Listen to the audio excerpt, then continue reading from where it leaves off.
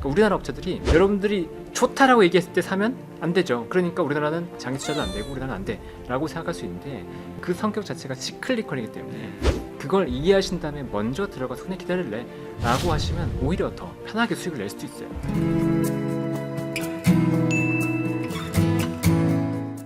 이번 시간엔 장우진 작가님 모셨습니다. 안녕하세요. 네, 반갑습니다. 네, 지금 뭐 여러 블로그나 유튜브에서 전자공시생 범성공자로 이렇게 많이 출연도 하시고 활동을 하고 계신데 네. 먼저 자기소개를 좀 부탁드릴게요. 네.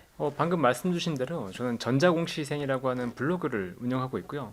블로그를 기반으로 해서 전자공시생 튜브라고 요즘 유튜브도 같이 하고 있습니다. 그리고 다른 곳에 뭐 방송도 나가고 있고 최근에는 이제 전자공시 모르면 절대로 주식 투자하지 마라 라는 책을 내서 그 홍보도 열심히 하고 있습니다. 지금 전자공시라는 게 물론 뭐 주식하신 분들은 대부분 또 들으셨겠지만 또 일반인들은 조금만 좀 생소할 수 있는 단어인데 이 전자공시라는 게 좀 어떤 형태고 기업들이 어떤 주기로 어떻게 또 이렇게 노출을 시키는 건지 그런 것 좀 알려주시면 좋을 것 같아요. 네. 일단 전자공시를 제가 꼭 보라고 말씀을 드린 이유는 여러분들을 위한 거기 때문에 그래요. 그러니까 전자공시를 왜 만들었는지를 한번 생각해 보시면 이게 정부에서 투자자를 위한 투자자들 보호해야 되기 때문에 너희들이 어떤 역할을 하고 어떤 기업을 사업을 영위하고 있고 지금 회사에 변화되는 것들은 무엇이 있는지를 의무적으로 발표하도록 만든 거예요. 그러니까 정부가 누굴 보호하기 위해 투자자 여러분들을 보호하기 위해서 만든 거라는 거죠. 그러면 투자자를 보호하기 위해서 만들었는데 어렵다고 피한다. 이건 아니라는 거예요. 그러니까 결국은 전자공시라고 하는 게 나한테 필요한 정보들을 제공하는구나. 그럼 나는 거기에서 꼭 필요한 정보들을 확인해서 내가 이걸 기반으로 해서 투자 아이디어를 얻어가야 되겠구나라고 알 수 있는 거죠. 그러면 가장 기본적인 것들은 일단 사업 보고서는 보실 줄 알아야 돼요. 그 회사가 우리 회사 무슨 회사예요? 그러니까 거기 나오거든요. 우리 회사는 어떤 회사고 최대 주주는 지금 누구고 그다음에 뭐 변천사는 어떻고 히스토리는 어떻고 이런 것들을 차분하게 설명하는 게 사업 보고서에 다 들어 있습니다. 그리고 우리 회사의 실적은 어떻게 되고 있고 우리 회사의 장부는 어때요라고 하는 것들도 사업 보고서에 다 나와 있어요. 그러니까 적어도 그거는 읽을 줄 알아야지 이 회사가 어떤 회사고 지금 상황이 어떻구나. 그러면 앞으로 어떻게 된다고 하는 이 회사의 얘기를 뭐 신뢰할 수 있겠구나. 이런 판단을 할 수 있다는 거죠. 그러니까 여러분들이 예를 들어서 뭐 테마주를 한다, 뭐 코로나 테마주를 한다라고 했을 때 이 회사 뭐 코로나 연관 있어 라고 하는 그 한마디가 아니고 이 회사의 비즈니스를 봤을 때 예를 들면 CGN을 보면 진단 키트잖아요. 진단 키트인데 실제로 분자 진단을 하고 이 분자 진단이 코로나와 연관이 있고 그래서 이 회사의 실적이 좋아질 게 보였다는 거죠. 그러면 그런 회사에 투자해야 된다는 거예요. 그러니까 그 비즈니스 축에서도 보면 뭐 간단하게 예를 들어 보면 바디텍메드라고 있었어요. 거기는 면역 진단으로 해서 현장 진단을 하는 회사였는데 그 회사와 시즌의 실적을 보면 시즌이 훨씬 더 실적이 급격하게 좋아졌었거든요. 그러니까 이 회사의 비즈니스의 차이는 뭐였지? 그러면 왜 이 회사의 차이가 나면서 왜 시즌 쪽으로만 더 좋아졌지? 이런 것들을 분석했다 그러면 바디텍메드는 덜 올랐으니까 바디텍메드를 사야지가 아니고 그럼 시즌에 더 집중해야 될 수도 있겠구나 라는 형태로 판단할 수 있다는 거죠. 그러니까 그게 결국은 전자공시에서 내가 사업을 파악하고 그 회사의 비즈니스를 파악하고 이 회사가 차지하고 있는 실적에서의 어떤 비중 같은 걸 보면서 그러면 이거에 어떻게 될 건지에 대한 판단을 내려갈 수 있다는 거죠. 그게 이제 가장 기본적으로 전자공시에 들어가 있고 사업 보고서 이외에도 이 회사가 어떤 비즈니스를 하는지 다 알려줍니다. 우리 시설 투자할 거예요. 아니면 M&A 할 거예요. 아니면 우리가 장래 사업을 어떻게 계획하고 있어요. 아니면 배당할 거예요. 아니면 자사주 매입할 거예요. 뭐 이런 얘기들을 다 하는 거죠. 이 기본적인 공시 내용을 보면 정부에서 이런 내용 꼭 중요하니까 이런 내용 빼먹지 말고 다 해 라고 하는 것들이 기본 다 있어요. 그러니까 그것들을 일반적으로 확인하시면 되고 어려워하시는 것 중에 대표적인 게 공시상에서 너무 많아요. 뭐 필요 없는 것도 많은데 내가 이거 다 봐야 돼요? 라고 하는 경우도 있잖아요. 그렇죠. 네. 다 보지 않으셔도 되고 여러분들이 투자를 아이디어를 딱 뽑으신다 그러면 다 볼 생각은 굳이 안 하셔도 되고 그 중에서 아까 말씀드렸던 사업 보고서라든가 아니면 수주, 시설 투자, 장래 매수 이런 것들을 집중적으로 보시면 됩니다. 그 외에 기타 공시에서 여러분이 관심 있는 기업이 특정한 공시가 나왔을 때 그런 것들을 집중해서 좀 보시면 그게 더 도움이 될 거예요. 이게 어떤 주기로 업데이트가 되나요? 공시는. 네. 사업 보고서는 분기 단위로 분기 업데이트가 단위로? 됩니다. 예. 그리고 나머지 공시들은 수시로 회사가 뭔가 사업적으로 발표를 할 때마다 이게 되는 계속 거죠. 가서 볼 필요가 있는 거네요. 그렇죠. 그러니까 최근 공시라고 해서 뉴스처럼 매일매일 올라와요. 공시가. 그럼 그 중에서 여러분들이 아이디어를 뽑기 위해서 만약에 공시를 살펴본다 그러면 그 중에서 제가 말씀드렸던 그 사업 보고서, 그다음에 수주, 시설 투자, 장내 매수 이런 것들을 중심으로 보시면 좋을 거고 그게 아니고 기업을 중심으로 보신다 그러면 그냥 기업을 검색해서 그 기업이 최근에 어떤 공시가 나는지를 쭉 살펴보시면 됩니다. 혹시 전자공시를 좀 쉽게 보려면 어떻게 해야 되나요? 전자공시를 쉽게 보려면 네. 방금 말씀드린 것처럼 기본적인 용어는 좀 아셔야 돼요. 그러니까 사업 보고서에 대한 것들은 읽을 줄 아는 게 일단 첫 번째고, 그 다음에 요것들을 내가 처음에 다 알아야지라고 하면 그건 굉장히 어렵습니다. 그렇죠. 예. 네, 그러니까 관심 있는 분야를 두세요. 여러분 그 관심 있는 산업이나 관심 있는 기업을 둔다 그러면 그걸 공부하는 건 재밌잖아요. 그쵸. 구도를 네. 파악하는 건 재밌으니까. 그러면 그 기업을 일단은 하나 선정해서 한번 보세요. 그러면 그 기업의 공시들이 쭉 뜰 거거든요. 그럼 일단 사업 보고서를 보라고 말씀드렸잖아요. 그럼 사업 보고서에 이 우리 회사가 어떤 사업을 하는지 자세하게 설명이 납니다. 그럼 그 사업에 대해서 좀 모르는 게 있으면 추가로 이걸 따로 검색해 보세요. 그러니까 그걸 검색해서 아, 요 용어는 이런 거였구나. 이 산업이 지금 이렇게 변하고 있구나라는 것들을 별도로 파악하라는 거죠. 그러니까 무조건 기업 보고서, 뭐 애널리스트가 작성한 보고서, 뭐 블로그 이런 것들을 먼저 참고하는 게 아니고 기본적으로는 사업 내용을 적어놓은 이 사업 보고서를 본다 그러면 그 이후에 아, 이런 사업을 하니까 이렇게 얘기했구나라는 게 참조가 된다는 거죠. 그럼 그 사람들의 의견이 아, 이것 때문에 이렇게 얘기했구나라고 하는 것들을 파악할 수 있게 되고, 그 사람의 의견은 의견이고라는 것들을 알 수 있게 됩니다. 그러면 이걸 취사 선택해서 내가 받아들이는 건 나의 몫인 거죠. 그러니까 쉽게 다시 한번 또 볼 수 있는 건 네. 여러 공시가 있다고 말씀드렸잖아요. 그러니까 여러 공시를 내가 이걸 다 처음부터 다 확인해야지 이게 아니고 그 기업에서 나온 공시들이 있을 거예요. 그 기업의 공시들을 한번 그냥 보세요. 보다 보면 이건 별로 의미 없는 공시였네, 이런 것들도 굉장히 많고, 그 기업에 관련해서 공시를 보다 보면 아, 그래, 이런 것들은 생략하고 나중에도 그냥 빼고 보고 중요한 것들은 이거니까 여기서 취사 선택해서 내가 뭔가 판단해 봐야지, 이렇게 갈 수 있다는 겁니다. 그러면은 아까 말씀하신 대로 투자자를 위한 정보니까 그렇죠. 투자자들이 그걸 안 보고 투자하는 거는 손해가 될 수 있는 여지가 분명히 있겠네요. 네, 이번엔 최근 주식 시장의 흐름에 대해서 좀 여쭤보고 싶은데, 아무래도 이제 전자공시를 꾸준히 봐오셨기 때문에 주식 시장의 흐름들을 좀 더 잘 파악하고 계실 것 같아요. 또 최근에 한번 또 주가가 폭락한 적이 있었는데 어떠세요? 좀 이런 분위기가 현재는 어떻게 좀 판단을 해야 될까요?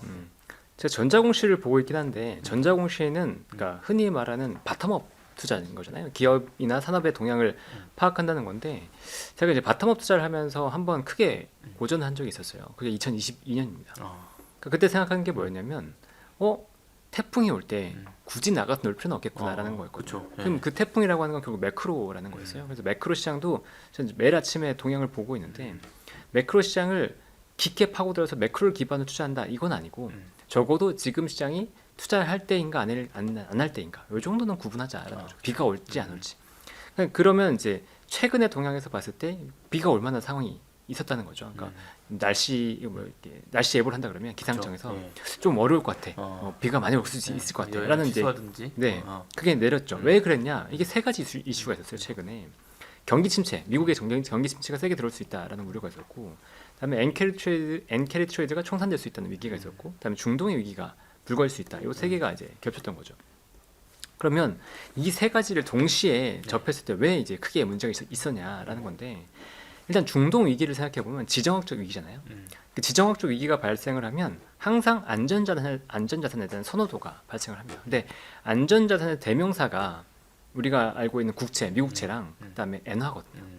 그러니까 엔화에 대한 선호도가 올라가게 된 거죠. 그리고 미국 경기가 침체가 된다는 건 결국은 미국의 경제가 안 좋다는 거기 때문에 미국의 경제를 상징하는 달러가 약세로 가게 됩니다. 그러면 달러가 약세로 간다 그러면 상대적인 통화는 엔화는 강세로 가는 게 배경이 되는 거죠. 여기에 추가적으로 일본은행이 금리 인상을 단행을 했어요. 0%에서 0.1%였는데 0.25%로 금리를 올렸습니다.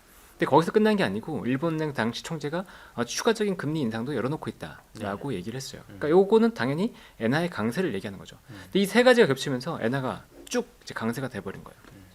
그럼 이제 문제가 뭐였냐면, 엔화가 워낙 싸다 보니까 이 싼 엔화를 가지고 해외에 투자를 했다는 거죠. 근데 생각해 보면 엔화가 더 약세로 간다 그러면 해외 투자를 했을 때 수익이 몇 배로 나게 되거든요. 그러니까 그 자금이 엔캐리 트레이드 자금이었는데 이 자금들이 갑자기 엔화가 강세로 가버리는 상황이 돼버리니까 일본으로 돌아가야 되겠네라고 된 거죠. 근데 일본으로 돌아간다 그러면 이 엔화는 어딘가에 투자를 했을 거잖아요. 그럼 엔화가 투자하는 그 자금은 매도가 나와야 되는 거죠. 근데 그 매도가 나와야 되는 대상이 주로 주식이었던 거예요. 미국의 나스닥, 빅테크, IT 이쪽 반도체 쪽으로 많이 있었기 때문에 실제로 나스닥의 빅테크 중심에서 굉장히 급락이 나왔었고 그러면서 시장이 굉장히 혼란을 겪었었죠. 그리고 실제 엔화 같은 경우는 160엔까지 갔다가 지금 145엔대까지 쭉 떨어졌고요. 그러면 지금 시장은 안정을 찾았잖아요. 그럼 세 가지 쪽에서 이제 그 플러스가 되는 부분이 있었는데 중동 문제를 보면 일단 이란이 이스라엘을 원래 공격한다고 해서 굉장히 중동의 위기가 커질 수 있다라고 우려가 있었잖아요. 근데 지금 보면 이란이 공격을 안 하고 있습니다. 왜 그러냐? 이스라엘과 가자 지구가 휴전 협상을 하고 있기 때문에 이거 일단 보면서 내가 대응할게라고 된 거죠. 그러니까 중동 위기는 가라앉으면서 WTI 유가가 쭉 떨어졌어요. 지금 한 71불 정도까지 떨어졌는데 이 말 자체는 중동 위기는 지금 크게 걱정할 게 아니다. 그럼 안전자산에 대한 선호도는 떨어진다가 된 거죠. 그다음에 두 번째는 미국의 경기 침체 우려였던 건데 미국의 경기 침체 우려를 촉발시켰던 가장 큰 이유는 실업률이었습니다. 그러니까 실업률이 급증을 하고 비농업 고용이 뚝 감소했던 거죠. 그런데 이게 지나고 봤더니 미국 경제의 3분의 2가 소비인데 소비 지표를 좌우하는 ISM 비제조업 지수가 51.4로 예상치 수준으로 나왔어요. 근데 그 이전만 하더라도 50을 하회했거든요. 그러니까 50이 기준점이기 때문에 50 이상이면 경제를 좋게 본다는 거예요. 근데 51.4가 나왔으니까 미국 소비가 문제가 아직 없네가 된 거였고 아까 미국의 실업 지표가 경기 침체의 우려를 키웠다고 말씀드렸잖아요. 근데 미국의 비농업 고용이 왜 감소했냐를 봤을 때 이게 일시적인 영향이 있었다라고 좀 본 거예요. 왜 그러냐면 주간 신규 실업수당 청구 건수가 감소를 했습니다. 근데 그 감소한 주요 지역을 보면 텍사스 지역이 일단 있었어요. 근데 텍사스가 원래 허리케인에 대한 7월 이제 허리케인이 들어오면서 일시적으로 고용이 안 좋아졌다라고 평가가 있었는데 실제로 이게 그 영향이 있었구나. 허리케인 베릴 영향이 있었구나라고 이게 증명이 된 거였고, 그다음에 중부 지역에 이제 그 자동차 공장들이 있는 지역을 보면 거기가 이제 일시적으로 실업률이 올라갔다가 떨어졌어요. 근데 이것도 보면 이게 한 8월 정도에 이게 중순 정도에 원래 자동차 공장들이 일시적으로 자동차 공장 정비를 하거든요. 그 시기에 이제 일시적으로 비농업 고용이 늘어났다, 그러니까 감소했다 이렇게 볼 수 있는 거였기 때문에 이게 다시 이제 줄어든 게 보였어요. 신규 실업수당 청구 건수가. 그러니까 이렇게 보면 일시적으로 조금 영향이 있었겠네라는 이제 판단이 된 거죠. 그러니까 경기 침체에 대한 우려가 후퇴했다. 그럼 미국 경제는 여전히 견조하다. 그렇다 그러면 엔화 강세가 추가적으로 갈 건 아직은 아니겠네. 라고 이제 얘기가 된 거죠. 여기에 일본 은행의 우에다 가즈오 총재 같은 경우에도 원래는 우리 금리 인상할 수 있어라고 얘기했었는데 이 우리 때문에 시장이 흔들려 버리니까 시장 상황에 따라서 금리를 안 올릴 수도 있어라고 이제 얘기를 했죠. 그러니까 이 세 가지가 겹쳐지니까 시장은 급격하게 안정을 찾았던 거죠. 그렇군. 자, 이게 참 연결돼 있네요. 네.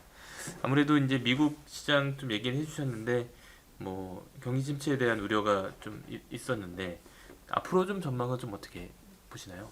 일단 미국의 경기 침체 우려는 지금 당장 크게 걱정할 건 아닌 것 같아요. 그리고 그러니까 최근에 굉장히 이제 이슈가 됐던 게 샤메 법칙이라고 아마 들어보셨을 거예요. 샤메 법칙이 지금 이제 최근 3개월 동안의 실업률 평균과 그다음에 이번 달 말고 그 직전 12개월의 3개월 이동 평균 이 차이, 그러니까 3개월 이동 평균의 최저점과의 차이가 0.5% 이상이 되면 이게 경기 침체가 오더라라는 거였는데 여태까지는 항상 경기 침체가 왔었거든요. 근데 이번에도 경기 침체가 올 수 있다라는 우려가 불거졌던 거예요. 근데 제가 이제 궁금했었어요. 샤메 법칙이 발현됐을 때 경기 침체가 되는 건 오케이. 그런데 경기 침체가 오면 주식시장이 빠지나? 라가 궁금했어요. 그래서 그 데이터를 다 살펴봤거든요. 1970년 이후에 8번의 데이터를 분석을 해봤는데 혹시 어떨 것 같으세요? 일관되진 않을 것 같다는 생각이 드는데 8번 중에 5번이 빠졌고 3번이 올랐습니다. 중간은 없어요. 중간은 없구나. 네. 시장이 이렇게 약간 횡보하는 경우는 없고 급등하거나 급락하거나 둘 중에 하나구나. 네, 둘 중에 하나입니다. 근데 급등했을 때를 보면 미국 정부가 경기가 어려워질 거를 보고 부양책을 쓸 때예요. 네. 근데 지금 잘 생각해 보시면 미국의 금리 수준이 굉장히 높습니다. 제약적 금리 수준이라는 거죠. 그러면 여기에서 미국이 펼칠 수 있는 정책 여력은 저는 크다고 봐요. 금리를 내릴 수도 있고, 그다음에 미국 대선을 앞두고 있기 때문에 대선 전후로 해서 돈을 또 많이 풀 수 있거든요. 그렇죠. 네, 그렇게 된다 그러면 사실 경기 침체 우려보다는 시장이 오히려 더 좋아질 가능성은 있다라고 봐요. 그러니까 실제 과거에도 보면 그럴 때 이제 주식시장이 오히려 더 강하게 올랐기 때문에 지금 샤메 법칙이 된다고 해서 실제로 경기 침체가 온다고 해서 그렇게까지 두려워할 상황은 아니다. 그럼 결국 중요한 건 뭐냐면 미국 대선 전후에 진짜로 돈이 풀리고 이게 경기 상황이 어떻게 반영이 되느냐라는 거죠. 근데 여기서 지금 우리가 주목해야 될 지표가 몇 가지가 있는데 일단 N이 지나치게 강세로 가면 안 돼요. 여기서 빠르게 강세로 간다는 건 이렇게 속도가 굉장히 중요한데 네네. 천천히 스무스하게 간다 그러면 그냥 안정적으로 자산을 매각하면서 가는 거기 때문에 괜찮습니다. 근데 여기서 뭐 141의 밑으로 순식간 뚝 떨어진다 그러면 다시 한번 엔캐리 트레이드 요게 이제 불거질 수 있기 때문에 그게 이제 우려가 되는 거고 또 하나 굉장히 중요한 건 미국채 10년물이에요. 미국채 10년물이 여기서 또 급격하게 금리가 떨어지면 경기 침체에 대한 우려가 급격하게 반영되는 것이기 때문에 물론 이제 금리 인하다 기대감이 붙으면서 조금씩 떨어지는 건 괜찮은데 갑자기 뚝 떨어진다 그러면 이것도 위험 신호일 수 있다. 요거를 보긴 봐야 되죠. 근데 이런 신호가 들어오지 않는다 그러면 지금 상황에서는 경기는 조금씩 이제 아까 물론 조금 꺾이긴 하겠지만 네. 기업들의 실적은 버티고 있고 뭐 주가는 안정적으로 갈 수 있을 거라고 좀 보고 있어요. 특히나 11월, 12월, 그러니까 대선이 있던 해에 11월, 12월 데이터를 보면 금융위기가 없을 때 항상 플러스입니다. 그리고 11월 이후에 그 다음 11월까지 데이터를 보면 역시나 금융위기가 없을 때 항상 플러스예요. 근데 그 플러스 강도가 굉장히 강합니다. 그래서 저는 10월까지는 오히려 좀 참으세요라고 얘기를 하거든요. 그러니까 11월, 10월 한 중순부터는 10월, 11월 이후에 대선 이후에 전국을 보면서 오히려 베팅할 준비를 하시라라고 얘기를 드리는 거죠. 그럼 그때 베팅할 준비를 어떻게 해야 되냐 물어보면 공시에서 힌트가 있는 기업들을 미리 좀 솔팅해 놓으세요라고 얘기 드리는 거죠. 공시를 보면서 좀 준비를 하고 있다가 그렇죠. 타이밍이 왔을 때 이제 들어가는 방법이겠네요. 네. 그 하반기 이제 말씀하신 대로 그런 기회가 또 올 수 있는데 뭐 요즘에 이제 워낙 미국 시장에 직접 투자하는 것과 또 국내 시장에 투자하는 거에 대한 또 뭐 선호가 있잖아요. 그렇죠. 그런 면에서는 좀 어떤 전략을 좀 갖고 있는 게 좋을까요? 일단 장기 투자를 기본적으로 고려하신다 그러면 당연히 미국 투자가 더 좋습니다. 그러니까 우리나라는 장기 투자에는 그렇게 적합한 나라가 아니에요. 기본적으로. 왜냐하면 우리나라는 수출 중심의 국가인 거고 시클리컬 산업이 기본적으로 많아요. 근데 시클리컬 산업이 많은 나라에서 장기 투자가 우리나라가 안 좋다라고 얘기하는 건 어불성설인 거죠. 애초에 산업의 상황 그런 거니까. 그러면 이 상황에서 어떤 기업에 어떻게 투자해야 될까, 전략적으로 어떻게 투자할까를 고민한다 그러면 전략만 잘 선택하면 우리나라가 더 좋을 수도 있어요. 전략을 하면. 네, 전략을 잘 선택하면 실제로 코로나 이후에 가장 그 그러니까 상승폭이 컸던 나라가 우리나라입니다. 예, 이게 시클리컬이기 때문에 반대로 시클리컬이 굉장히 좋아진다 그러면 우리나라 업체들이 굉장히 좋아요. 그러니까 안 좋다고 할 때, 시클리컬이 안 좋다고 할 때 그 상황에서 이 회사들이 좋아질 수 있는 걸 찾아보라는 거죠. 예를 들면 반도체가 우리가 반등했던 게 2022년 말이었거든요. 네. 근데 실적 저점은 2023년에 나왔어요. 근데 미리 선반영해서 주가는 올랐습니다. 근데 그 당시를 생각해 보면 반도체의 경쟁력 자체는 전 세계에서 우리나라가 여전히 탑이고 적어도 메모리 반도체는 그리고 이 경쟁력이 다른 업체들한테 따라잡힐 거라는 우려는 없었다는 거죠. 그러면 그 상황에서 어쨌든 경기는 반등할 거니까 반도체는 미리 좀 땡겨도 될까? 이게 되는 거예요. 그러면 우리나라에 굉장히 많은 시클리컬이 있다는 거죠. 2차 전지도 지금 시클리컬처럼 되고 있고 그다음에 화학, 철강, 조선, 해운 이런 기업들이 대부분 있는데 너무 좋다는 것들에 뛰어들지 마세요. 그러니까 지금도 조선이 굉장히 좋다고 하는데 조선이 안 좋다고 얘기 드리는 게 아니고 그런 기업에 굳이 뛰어들지 마시라는 거예요. 지금 상황에서. 안 좋다고 하는 기업에서 그 산업 내의 경쟁력이 흐트러지지 않았다. 그러면 한번 투자를 생각해 보세요. 예를 들면 화학이 있잖아요. 화학 지금 굉장히 안 좋습니다. 근데 화학 같은 경우에는 뭐 롯데케미칼 같은 퓨어케미칼, 그러니까 기본적으로 석유화학을 분해해서 나프탈 분해해서 우리가 원하는 석유화학 제품을 뽑아내는 그런 회사들 같은 경우는 경쟁력이 많이 떨어졌어요. 그러니까 중국도 많이 증설했었고 중동에서 직접적으로 석유 원유를 기반으로 해서 이걸 분해하는 시설들을 만들고 있거든요. 그러면 전반적으로 캐파시티가 늘어나잖아요. 그럼 화학의 경쟁력이 떨어졌다는 거죠. 그러니까 지금 경제가 안 좋고 할 때 안 좋은데 주가가 반등 못하는 거죠. 왜냐하면 반도체와는 다른 거예요. 반도체는 여전히 경쟁력이 강고하게 우리가 유지되고 있는데 화학은 그렇지 않으니까 그러면 화학 중에서도 확실히 뭔가 우리가 경쟁력을 갖고 있는 업체는 누굴까? 근데 그 업체 중에서도 아직 실적은 안 나오는데 반등할 수 있는 업체는 혹시 누구가 있을까? 그런 것들을 보세요. 그러면 지금 그런 것들을 잘 소칭하고 있다가 경제가 다시 턴할 것 같을 때 그때 산다 그러면 충분히 기회를 얻을 수 있어요. 근데 제가 말하는 지금 경제는 중국입니다. 네, 미국은 이미 경제가 좋잖아요. 근데 중국의 경제가 좋아야지 결국 화학이 많이 돌아가거든요. 그러니까 그것들 잘 보세요. 철강도 마찬가지예요. 철강이 지금 중국 경제가 굉장히 안 좋잖아요. 중국 경제가 안 좋다 보니까 중국에서 써야 될 철강들이 수출이 되고 있어요. 그러니까 우리나라 철강제들의 가격 상승에 제한을 두고 있거든요. 그러니까 근데 이게 중국이 좋아진다 그러면 다시 철강제가 반등이 나올 수 있고 그러면 우리나라 철강 업체들도 다시 반등이 나올 수도 있겠네라는 기대감을 가질 수 있는 거죠. 또 건설 업종에서 그러니까 건설 업황에서 건설이 반등할지도 좀 살펴보시고 그러면 철강 같은 경우는 우리나라가 경쟁력을 유지할 수 있냐 없냐 이것들을 잘 보신 다음에 바닥이 됐네?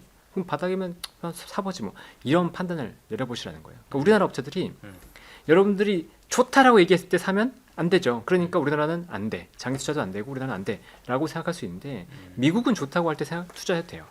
계속 가니까. 근데 우리나라는 그 성격 자체가 시클리컬이기 때문에 그걸 이해하신 다음에 먼저 들어가서 그냥 기다릴래라고 하시면 오히려 더 편하게 수익을 낼 수도 있어요. 네.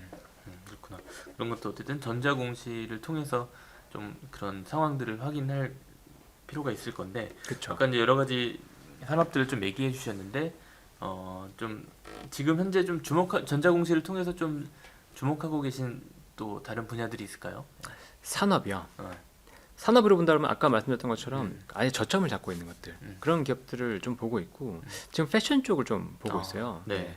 그러니까 패션 기업들이 굉장히 많이 소외되어 있거든요. 그러니까 국내에서 실적이 굉장히 잘 나오더라도 뭐 PER 4배, 5배, 뭐 FNF도 그렇고, 그다음에 더 네이처 홀딩스도 그렇고, 뭐 한섬, 물론 이제 한섬 실적이 꺾이긴 했지만, 그다음에 펀드그룹 이런 기업들이 대체적으로 완전 저평가 국면에 있습니다. 그런데 요 느낌이 제가 작년 말에 음식료라는 느낌이 좀 비슷해요. 작년에 음식료가 계속 저평가했거든요. 다른 산업이 다 올라가는데 음식료는 안 돼라고 하면서 저평가가 계속 가다가 작년 한 하반기부터인가 음식료가 갑자기 턴어라운드 하면서 실적이 굉장히 좋아졌고 그다음에 시장에서 굉장히 크게 관심을 가졌어요. 근데 그게 됐던 이유가 음식료에 대해서 수출이라는 키워드가 붙기 시작했거든요. 결국은 글로벌리 우리가 한류 문화가 퍼지면서 한국에 대한 관심이 굉장히 커졌잖아요. 그게 인디 화장품으로 연결되면서 화장품이 실적이 굉장히 좋아졌고 이게 음식까지도 이어지고 있는 거죠. 그래서 한국의 음식에 대한 관심이 높아지면서 한국의 뭐 라면이라든가 뭐 김밥 이런 것들이 수출이 되기 시작했잖아요. 그게 이제 결국 키워드가 되면서 올라갔는데 지금 한국의 패션도 약간 그런 국면에 갈 것 같아요. 그러니까 결국은 한국 스타일, 한국풍의 옷에 대해서도 관심이 좀 생기고 있고 이게 지금 국내에서는 성장성이 제한되니까 아무리 지금 실적이 나온다고 하더라도 유행이 끝나면 꺾일 수 있어 라는 우려가 있는 건데 이게 수출로 간다 그러면 얘기가 달라질 수 있다고 보거든요. 그래서 이 패션 기업에서도 지금 브랜드엑스 코퍼레이션이 실제로 중국에 나가면서 그 밸류가 높아졌기 때문에 그런 기업들이 하나둘 성과를 내면 다시 한번 패션 기업들이 지금 한번 레벨업 할 수 있는 기회가 될 수 있다고 보기 때문에 저는 패션 기업들을 그냥 눈여겨보고 있습니다.